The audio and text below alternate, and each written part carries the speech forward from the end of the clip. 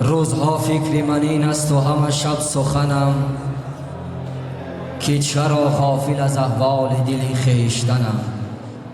از کجا آمدم آمدنم بهر چی بود، به کجا می روم آخر ننمایی وطنم. ماندم سخت عجب کس چی سبب ساخت مرا، یا چی بوده است مرا دعوی از این ساختنم. مرغ باغ ملکوتم نیم از عالم خاک، چند روز قفس ساختند از بدنم. در میان من و عاشق همین است حجاب، وقتی آن است که این پرده به یک سو فکنم، پیرهن می بدرم دم بدم از غایت شوق، که وجودم همه او گشت و من این پیرهنم. پیش از این قالب مردار چی کار است مرا، نیستم زاغ و زمان توتی شیرین سخنم. فکر میکنم دوستان عزیز بسیار بی‌طاقت شدید برای رقصیدن و بازیدن و پای کوبیدن. از این خاطر باز روی صحنه هنر دعوت میکنیم هنرمند شیرین زبان، هنرمندی که با بهترین سرود و ترانه های دلنشینش محبوب دلها گشته است، خدادادی رحیم علی را. بی گل و بلبل شوان خوش روی نیست، به محبت زندگی دلجوی نیست. مطربا آهنگ نو را جور کن، توی به رقص و ترانه توی نیست. دیلم را آهنگین کردم مبادا عاشقت گردم،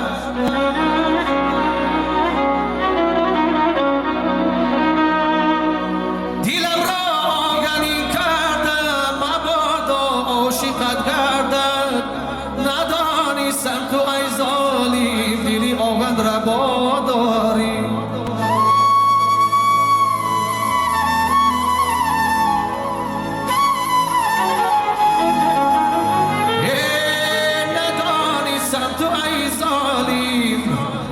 دلی آهن را باداری.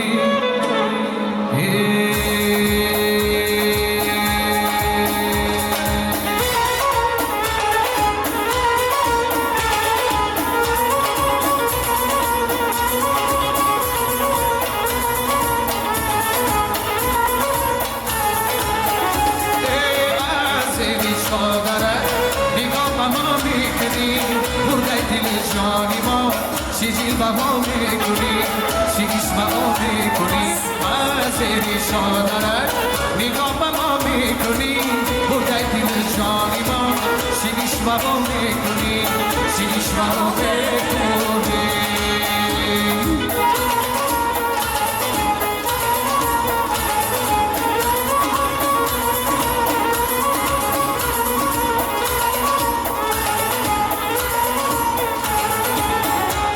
خدایا عاشقم عاشق درم کرد، بگویی عاشقان خاکی سرم کرد.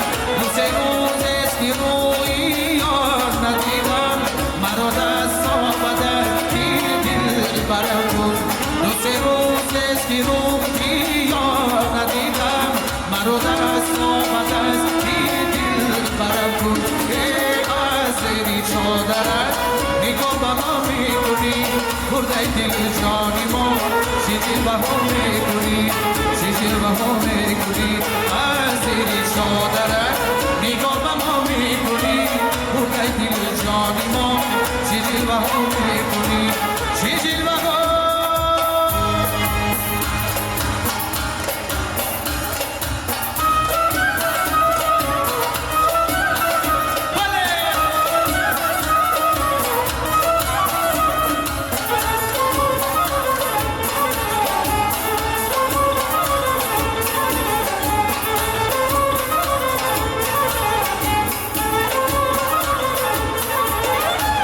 شب تو مهمان آمد